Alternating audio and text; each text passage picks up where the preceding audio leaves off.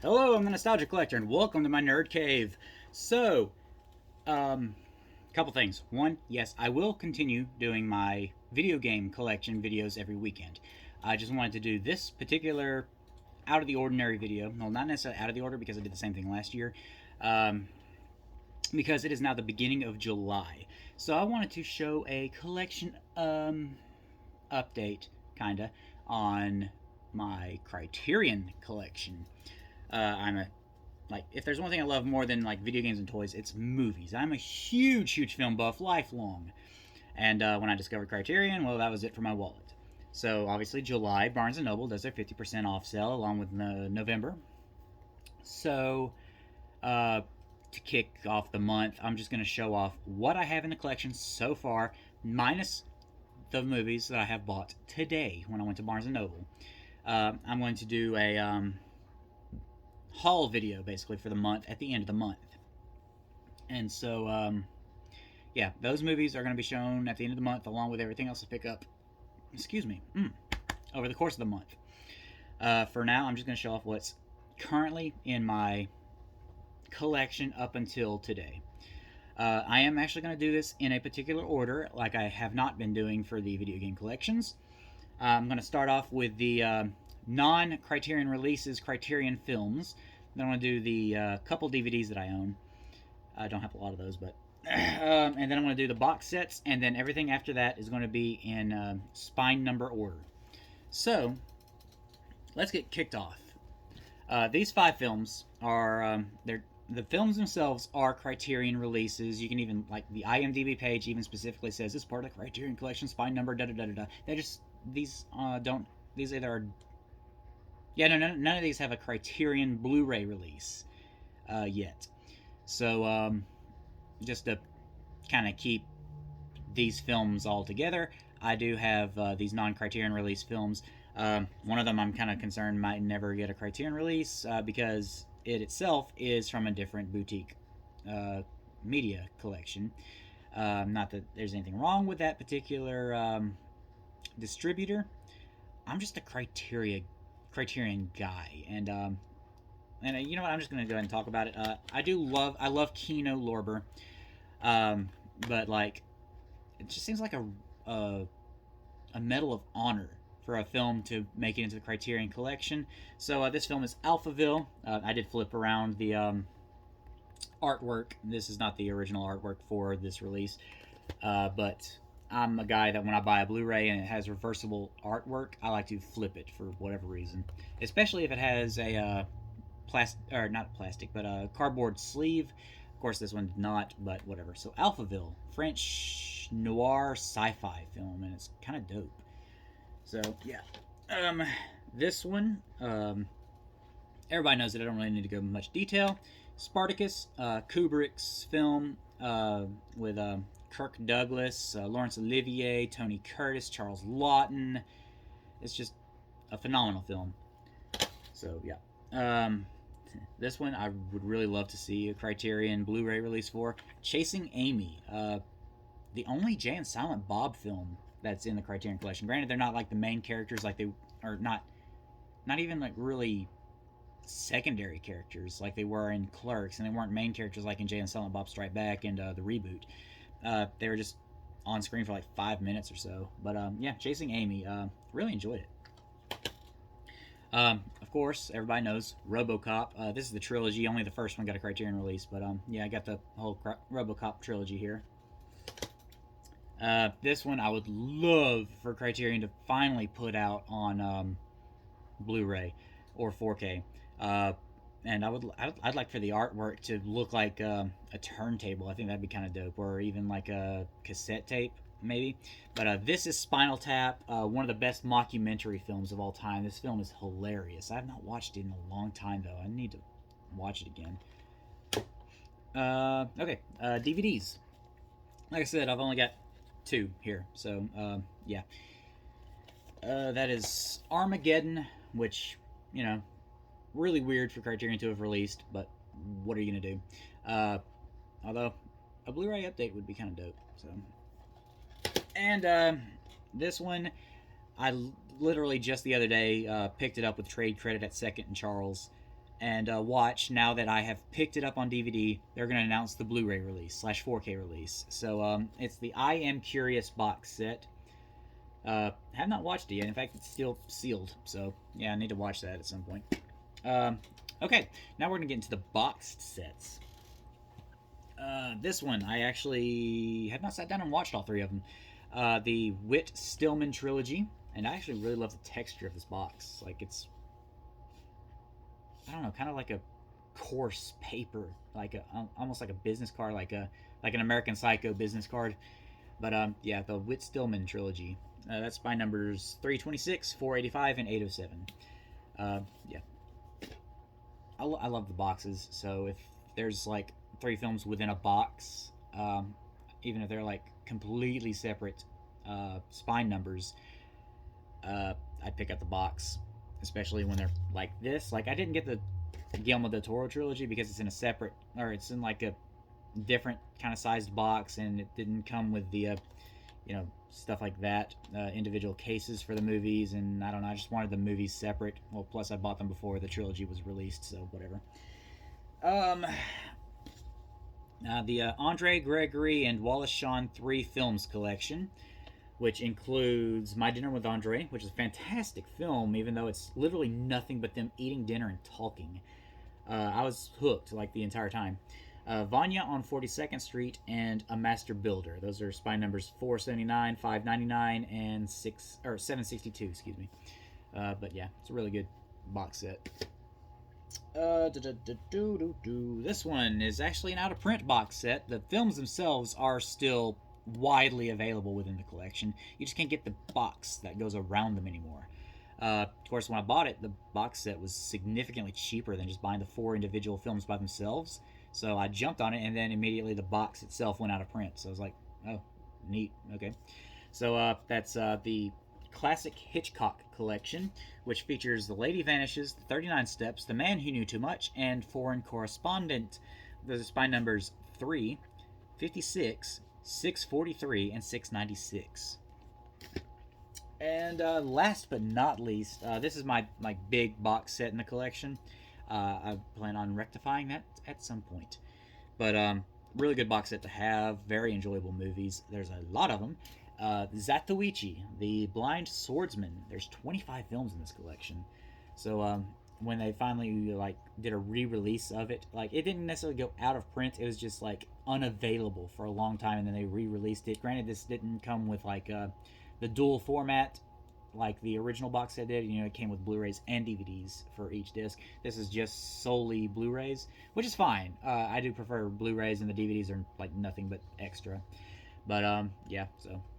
But yeah, the Zatoichi box set.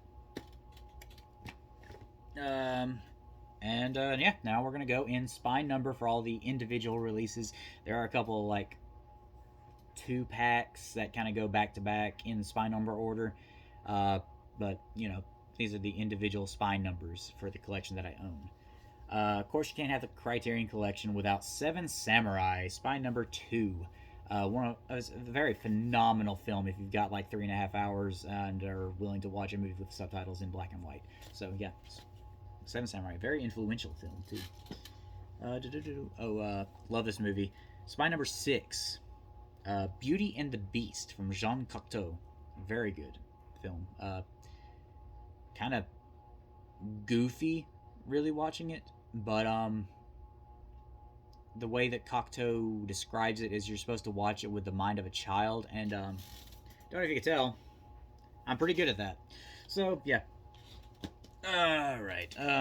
This one I'm actually probably not going to hold on to for much longer because it's part of a separate box set, which again, that's kind of contradictory to what I said about the Guillermo del Toro trilogy.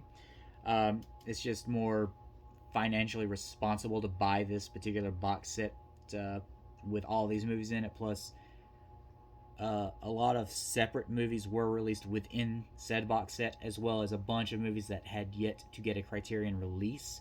So again, just to save me money from buying them individually and waiting and hoping that the other ones wound up getting released. Yeah, just getting those later on down the line. But so yeah, this one's probably gonna go up for sale or trade at some point. But it's by number 11. It's the seventh seal from Ingmar Bergman. Uh, Dark, really existential type movie. One of the greatest thrillers of all time. Yeah, it's by number 13. Silence of the Lambs. Everybody knows it. Everybody loves it. So yeah, it puts the lotion in the basket. Um, Spy number 20, Sid and Nancy, really good. Gary Oldman, he sells it in every film that he's in, but he really embodied Sid Vicious in this film. So this one I actually need to give a watch, and maybe even a read, because this is one of the Criterion Collection films that came with the book off of which the film was based. Spy number 29, Picnic at Hanging Rock. This film kind of put Australia on the map in terms of films. So yeah, really good. This is directed by basically the French Hitchcock, which is funny because Hitchcock actually wanted to make this movie, but he missed out by only a couple hours to the director that actually got the film. Henri Georges Clouseau, Diabolique. Excellent film. I remember the remake from the 90s. I watched it on TV at one point when I was a kid, which was weird, but beside the point. Terry Gilliam. I love this film. Time Bandits, Spy number 37. It's such a hilarious sci-fi fantasy film. Yeah, you gotta check that one out. Of course, this is based off of one of the most influential books of all time. In fact, it's Stephen King's favorite book, and this is the definitive film version of the book. Lord of the Flies, Spy number 43. Jesus, I'm already 11 minutes into this. 12. This one. Also, the remake of this one is really good. Stars Al Pacino and Robin Williams, and it was directed by Christopher Nolan. But this is the original version, Insomnia, which is Swedish, I think. I think it's a Swedish film. Swedish or Norse? It's Scandinavian, so yeah. Insomnia. Let's see. Another Terry Gilliam film. This is a great film, and it's the nostalgia critic's favorite film, from what I understand. But yeah, Brazil, loosely based off 1984. Great film. Here's one of the 2-packs I mentioned earlier. This is, did I mention spy number on that? Spy number 51. This is spy number 52 and 53, and it is a box set. Yojimbo and Sanjuro, which was remade into Fistful of Dollars. It was one of the spaghetti westerns that remade this into a western, which isn't uncommon. Like Seven Samurai was remade into The Magnificent Seven. Samurai and westerns take a lot from each other. So yeah, Yojimbo Sanjuro from Akira Kurosawa, which was also the director of Seven Samurai. These are worth watching.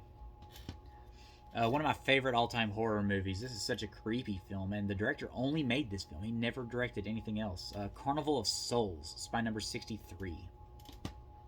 It's also public domain, so you could literally watch it for free on YouTube. And I paid $20 for the Blu-ray from Criterion. Martin Scorsese, he does not always make films about bad guys. He made a film about Jesus. Last Temptation of Christ, starring Willem Dafoe. Better than Passion of the Christ. Put it that way. I love that it also includes the part where Jesus literally ransacked a fucking market, which is great. Brian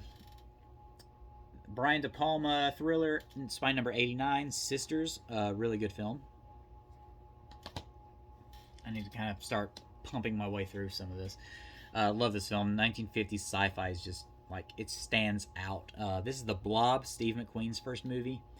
Even though he also said so that he was way too old for this because he was 28 or something. He was a Marine veteran at the point where he was playing a teenager. But it's weird. He hated that he starred in this film, but when he died, this film's poster was the only thing on his wall. Random tidbit. This one I have not watched yet. I found this at Second Charles a long time ago. All That Heaven Allows, spy number 95. Oh, The Blob, spy number is 91. I don't know if I said that or not. This also had a remake with Kiefer Sutherland. America needs to stop remaking like good films and making them terrible. But Spy Number 133, with the exception of Insomnia, that was a good one. And Fistful of Dollars and Magnificent Seven here. But this is Spy Number 133. The Vanishing, really dark ending. Yeah. This film has made its way into my rotation of movies that I watch every Halloween. Spy Number 134, Haxon. It's a silent film. It's horror. It's documentary. It's I don't know. It's just like all over the place, but it's like really dope. And the director played the devil in it. One of Hitchcock's best films, the only film he ever directed that like was nominated for Best Picture. Spy Number 135, Rebecca, with Laurence Olivier and Joan Fontaine. I'm starting to put French accents on a lot of these, so it's like, great, I read off Henri Georges Clouseau's name, and now I'm stuck with a French accent. This one, Traffic. I don't know, it's a good one, so don't have much to say about it, honestly. But the first of the Wes Anderson films I own, The Royal Tenenbaums, really good, Gene Hackman. And of course, all of the other guys that literally in most of Wes Anderson's other films. But yeah, Royal Tenenbaums, really good one. Here we go. This is also a really good one. It also had a subpar American remake. Solaris from Andrei Tarkovsky. But I have a Russian accent now. Another Terry Gilliam film, Fear and Loathing in Las Vegas. This movie's a trip. Somebody just squealed tires outside my house. This one also had a remake, American, but I think this is no. This might be British. Straw Dogs with Dustin Hoffman, directed by Sam Peckinpah. It's a good little thriller. William Shakespeare's Richard III. Laurence Olivier. Nothing against him, and I think he's a phenomenal actor. I just think that was a very weak monologue he gave for this one. You know, the now is the winter of our discontent.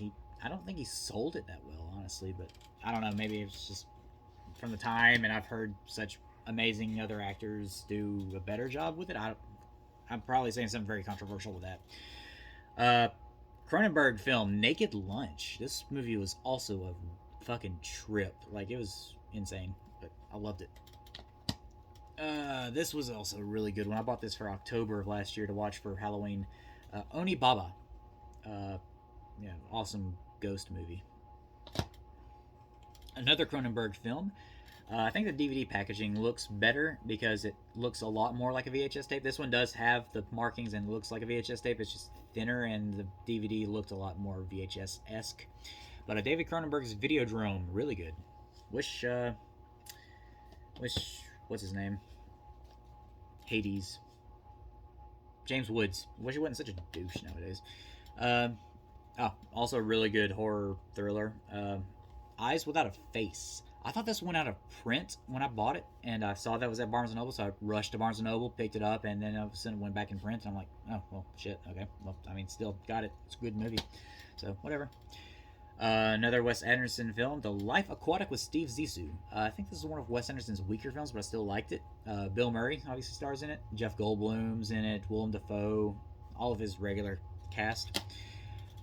This one has some of the most impressive packaging in the Criterion Collection, and I also just happen to fucking love this movie. Like, I jammed to the soundtrack of this movie. Dazed and Confused. Alright. Ang Lee film, The Ice Storm, with a very young Elijah Wood and Christina Ricci and Tobey Maguire. So, yeah. The ending was shocking. Like if you get it. This one I actually need to watch. I feel like I put it on at one point, but I didn't get to actually sit down and watch it. But it also came with a book. Vampire, from Carl Theodor Dreyer, who is just a phenomenal director. So, yeah. Another Wes Anderson, Bottle Rocket. You'll find that pretty much all of his filmography is in the Criterion Collection, except for like the last 2 or 3, because they just haven't gotten the chance yet. And I don't know, I feel like it's kind of shaky now that Disney kind of owns all of them, but who knows. But Bottle Rocket, this was, I believe, his first film. This one is actually still sealed, so I have not watched it, and I picked it up at Second Charles at one point. So El Norte. so I really can't speak on it because I haven't seen it. But yeah, this is a sexy film in the realm of the senses. Well, sexy until the end. If you know, you know. In the realm of the senses, really pushed the limits. In fact, broke the limits for back in the day. Uh, Most common Criterion release ever, because it's the only release that it ever got. Curious Case of Benjamin Button, really good movie. Only one I've ever seen in Walmart even, and it's the only one that's actually got like the standard Blu-ray case because this was like right when they were jumping into Blu-ray. But Curious Case of Benjamin Button. Here's another two. Well, I think this technically counts as a one pack because it's 2 parts to one movie. It's Che, and I have not been doing the spine numbers shit. I'm not going back. So yeah, Che with Benicio del Toro. Damn, almost forgot his name. But, it's a good one. The other Steve McQueen that's included in the Criterion Collection, the director. That's modern day, not the dead white guy. Hunger. This was a very tense, dramatic movie where what's his name? Magneto was starving himself. Not Ian McKellen Magneto, the other guy. What the hell's his name? Michael Fassbender. I was gonna get there eventually. The only movie that Charles Lawton ever directed, and it's a damn good thriller. Night of the Hunter. This is actually one of the more expensive releases. Like, not necessarily like out of print kind of expensive, but like even on sale it was $5 more than the rest of the movies for some reason. But yeah. Very tense movie. Antichrist. Very painful to watch in certain parts. If you know, you know. Here we go. Guillermo del Toro, I believe his first film, Kronos. Good spin on the vampire genre. Okay, that's 2 stacks down. 3rd stack. This is a noir film that I don't remember much about, so maybe I need to give it another watch. Sweet Smell of Success. I feel like I bought this for cheap at some point, and I can't remember where. Second Charles, maybe. Who knows? This is another Brian De Palma film, I believe. Yeah, Brian De Palma, and it's a damn good movie. John Travolta and Nancy Allen, Blowout. And my dog is trying to maneuver his way around me in movies, so just jump up on the couch and jump off. Come on, hop up. What are you even doing? Come on. Without knocking stuff over, please. This is the only Charles Chaplin film that I own in the collection. Though from what I've heard, it's a great one. I just have not sat down with it yet. The Great Dictator, when he was criticizing Hitler before anybody was criticizing Hitler. So, all right. Now the Kubrick film, The Killing, and this is actually a double feature because it features another film. Which one was it? What was the name of it? Killer's Kiss is the other one that's included in this. Very influential. Like, you remember in Terminator 2 when he comes out and he's got like the box of flowers and he pulls a gun out of the box of flowers? It's from that movie. This one, I think I've watched a couple things in it. I just haven't watched all of them yet. And I found this at a thrift store. The complete Jean Vigo. I think I watched Zero du Conduit. So yeah. Phenomenal Japanese ghost film. J-horror is great. Me personally, I'm more a fan of Korean horror, but Japanese horror is like bomb. And it started in the 60s and with Onibaba and of course Kuroniko. This one I believe I got off of eBay. I still have not watched it. I've owned it for I don't know how long. Identification of a Woman. I've heard that it's one of the lesser films in the collection, so maybe I'm not missing much. I don't know. This is a good one, based off of H.G. Wells's Island of Dr. Moreau. Island of Lost Souls, starring Charles Lawton. Really good. It kind of fits in with like the Universal films, which came out around the same time. So yeah. One of my all-time favorite films right here. This film is timeless. 12 Angry Men. I love this movie. This is one that I'm not getting rid of despite it being a part of a bigger box set. This is Godzilla. The reason I'm not getting rid of it is because it's got its own individual spine number, and the box set itself has its own individual spine number, so I'm going to keep both. If I ever get around to getting it. But yeah, the original Godzilla, it also features the American re-release basically with like American edits in it with American actors and stuff edited into it. But yeah, so Godzilla, great movie. Um, they got goofy later on in the series, but yeah, that's a good one. Three Outlaw Samurai. I bought this because it was super cheap, and like I remember watching it. I just don't remember much about it, so I probably need to give it a second watch. Uh, Another really good trial film to kind of go along with 12 Angry Men. Anatomy of a Murder with my boy George C. Scott in it. I love George C. Scott. This movie is excellent. I love this goofy ass movie. Being John Malkovich. If you've never seen it, like go in blind, and it's a great movie. David Fincher's The Game, one of his kind of lesser-ish movies, but still pretty great. David Fincher's done some amazing movies. In fact, the only movie he's ever done that's not as great, or not really great at all, and I can't speak for like Mank. I haven't seen that yet, but Alien 3. Remember when he did that? A lot of studio interference with that. That's why it kind of suffered. But it did have that iconic moment where the alien was getting in close to Sigourney Weaver's face, and that's kind of dope. But yeah, so The Game with Michael Douglas and Sean Penn. This one is out of print, so good luck tracking down a copy of it. It went out of print with a bunch of other Paramount movies that I did not get a chance to get my hands on, and I'm very salty about it. But Rosemary's Baby, very influential horror film. And a very controversial director for reasons. This is a box set of 3 films. The box set itself has its own spine number, and each film has their own separate spine number. So this is technically 4 spine numbers together. This is the trilogy of life from Pier Paolo Pasolini. I always mispronounce his name. I keep trying to call him Pablo Pasolini, but Pier Paolo Pasolini. NC-17 for reasons. Good movies though. A couple of them were like the only adaptations of the films. In fact, what are the films? It's the Decameron, Arabian Nights, and Canterbury Tales. So yeah. Fritz Lang film. I think maybe his first English-speaking film. I could be wrong. Ministry of Fear. This was around World War II era, so he definitely just fled from Germany at the point. But yeah, Ministry of Fear.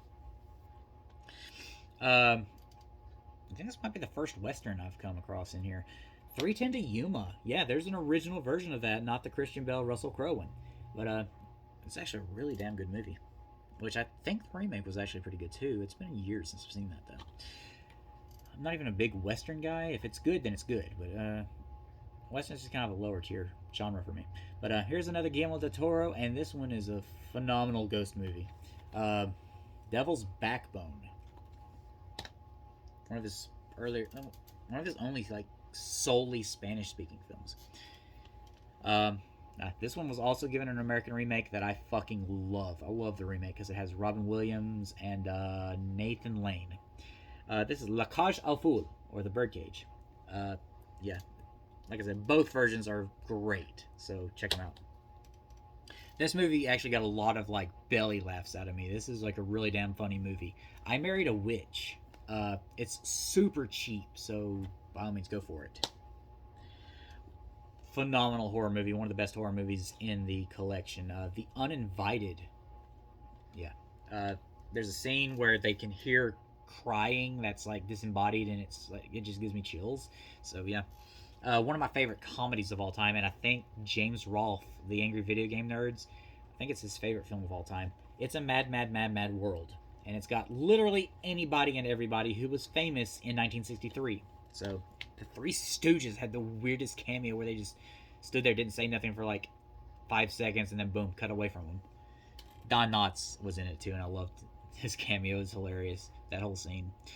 Blue is the Warmest Color. Very sexy film. So,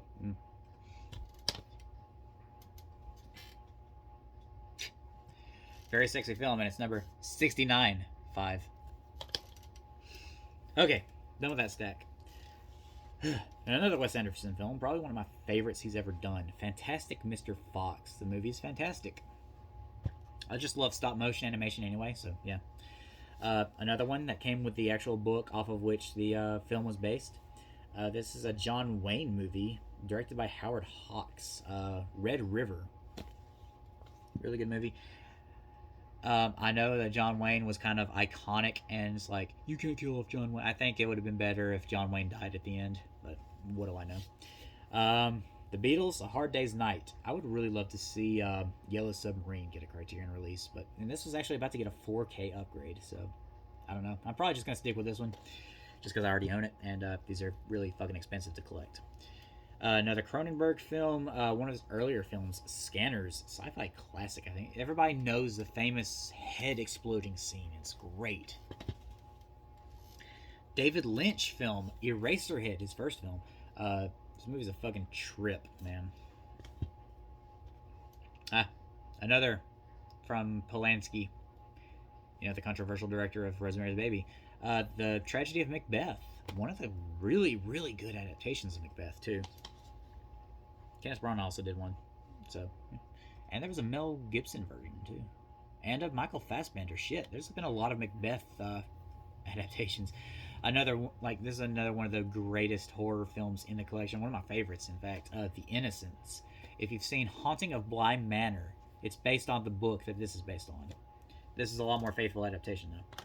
But still, that's a good series. Don't get me wrong, but that's a great. This one I was not impressed with. Everybody called it one of the greatest comedies of all time. It's Frank Capra's It Happened One Night. Although I think it actually took course over I think it took place over the course of like 4 nights. So misleading title. I don't know. But Clark Gable and Claudette Gobert.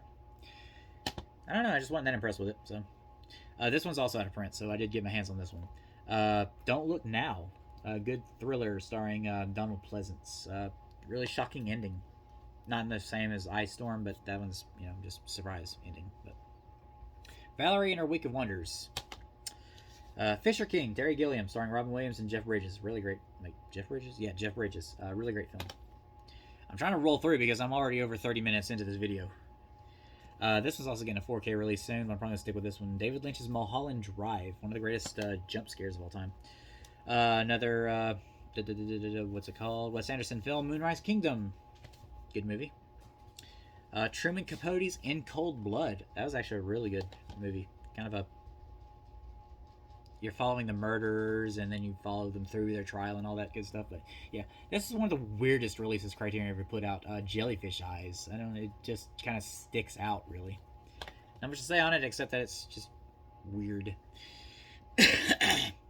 Another Kubrick film, one of the greatest. Dr. Strangelove, or How I Learned to Stop Worrying and Love the Bomb. Great movie. The ending scene where the guy's riding the rocket down towards the land and he's waving his cowboy hat in the air. Yeah, it came from this. Chimes at Midnight, Orson Welles. Fantastic kind of Shakespeare adaptation. It's based on Shakespearean character from different plays, but it's based on his life between plays, pretty much. And certain scenes that took place within the plays. But yeah, Chimes at Midnight.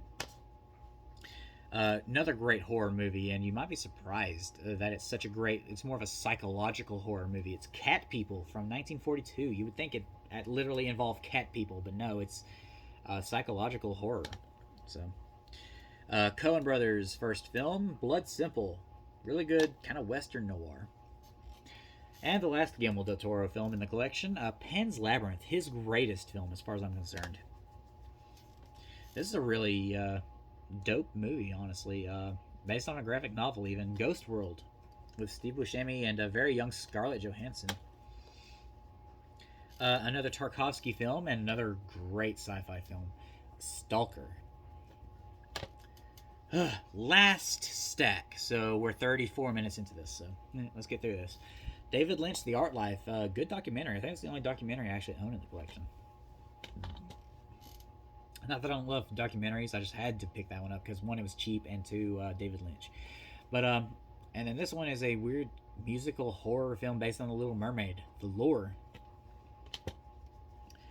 Another Kubrick film, Barry Lyndon. Every shot in this movie looks like a Renaissance painting.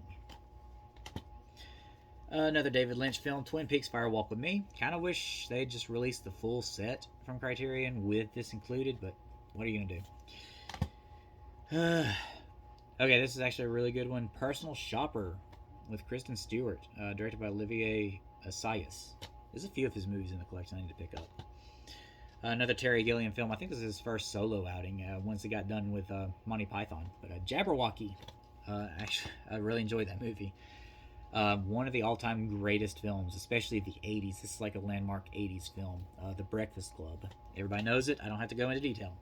One of the greatest horror films of all time. Like, literally in my top 5 horror films of all time. Night of the Living Dead. Very influential film. Another one that's literally public domain, so you can literally watch it for free on YouTube. And I paid... In fact, I didn't even wait for the sale because I didn't know about the sale at the time because I was just getting into Criterion. I was like, oh, look at that, Night of the Living Dead. Do I want to pay $27 for it? And I was like, fuck it, yeah. And now I think it's 15, but whatever. My comfort movie. This is literally the go-to movie when I'm depressed and eating ice cream. Princess Bride. Love this movie. This is one of the most hilarious films of all time. Some Like It Hot with Marilyn Monroe. This one I bought super cheap, and I can't really remember much about it, so I probably need to watch it again. Detour. Amazing action films, but why did they only release 2 of them instead of the entire collection? Because I think there was like 2 more. Police Story 1 and 2 with Jackie Chan. He got severely injured making those movies. This one also has an American remake, but from the same director, and it's literally shot for shot, so it's like, what's the point? But Funny Games. Another David Lynch film. Blue Velvet. Dennis Hopper. It's like a crazy-ass thriller film. I love this trilogy here. The Fantastic Journeys by Carol Zeman. Really awesome. Again, with the stop motion and stuff like that, it's dope. And I think this is the last Wes Anderson film in the collection for me. The Grand Budapest Hotel, another one of his one of his top tier films. Ow, my ankle, damn. I was leaning on my ankle and it hurts now. One of my favorite war movies of all time, The Great Escape with Steve McQueen. And a plethora of other amazing actors. Some of them were like literally just getting famous, and then some of them were like superstars at the time. Anyway, Portrait of a Lady on Fire. Really good movie. Surprised it didn't win Oscar, but I'll get to what did beat it here in a minute. One of the greatest 50s sci-fi films of all time. Again, that decade, sci-fi films just really stick out. War of the Worlds from H.G. Wells. This is one of the Netflix films that got Criterion releases because they have a deal together, apparently. But Marriage Story. Actually a really good movie, but it kind of opens some wounds if you're a child of divorce. David Lynch's second film and one of his best, I think. Elephant Man. It's a really, really good movie. And here's what beat Portrait of a Lady on Fire, and I guess it kind of deserves it. Parasite. I love this movie. It's such a good movie. Bong Joon-ho has done some amazing films. So that one. And he's got another one releasing this month that's going into the pickup video at the end of the month. So keep your eye out. Also, one of the scariest scenes in modern history is in that film, even though it's not particularly a horror film. It does have a horror scene in it that's like really chilling. Another Netflix film from Martin Scorsese, in fact. The Irishman, which is just an epic mobster movie. An epic mobster movie from Martin Scorsese, no way. Yeah. David Cronenberg's Crash, good movie. Another Bong Joon-ho movie, the second movie that was released of his in the collection. Memories of a Murder, a good detective murder mystery film. One of my favorite comedies of all time. Again, I know I say like one of my favorites of this genre a lot in this, but yeah, Fast Times at Ridgemont High. I watched this a lot as a teenager. And it's kind of poignant right now with Supreme Court stuff. So, at least one scene or one character in it. But okay, again, phenomenal sci-fi film. This film actually still gave me chills when I watched it, and I bought it for Halloween last year. The Incredible Shrinking Man. And I'm a huge A24 film fan, so I was really excited when I saw A24 was getting a release in here from the Safdie brothers, Uncut Gems with Adam Sandler. One of his best films, Adam Sandler. So, yeah, that's it for the collection so far. Remember, there's going to be a pickup video at the end of the month. So I hope to see you then. And I hope to see you this weekend when I do a video game collection show off video. But anywho, I have been the Nostalgia Collector. Remember, physical media will never die, and I hope to see you in the next video. Bye-bye.